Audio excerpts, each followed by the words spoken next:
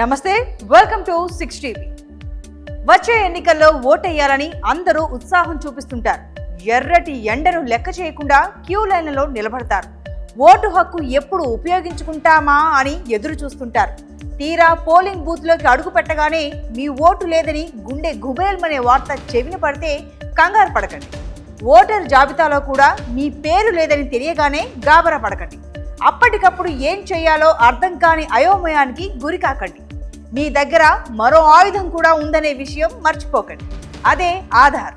అవును, section 49A కింద Aadhaar card చూపించి ఛాలెంజ్ ఓటు వేయవచ్చు. అంతేకాదు, అప్పటికే మీ ఓటు వేరే ఎవరైనా వేసి ఉంటే టెండర్డ్ ఓటు గురించి ధైర్యంగా అక్కడి సిబ్బందిని అడగవచ్చు. ఏ బూత్లో అయినా 14% దాటి టెండర్ ఓట్లు పోలైతే అక్కడ రీపోలింగ్ గ్యారంటీ.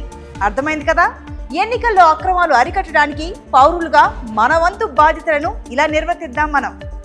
మరో మాట, పోలింగ్ బూత్ స్లిప్పులు అందకుంటే గందరగోళానికి గురి కావద్దు. మీరు చేయాల్సింది ఒక్కటే, చేతిలో ఫోన్ ఉంటుంది కాబట్టి వెంటనే 1950కి SMS చేయండి.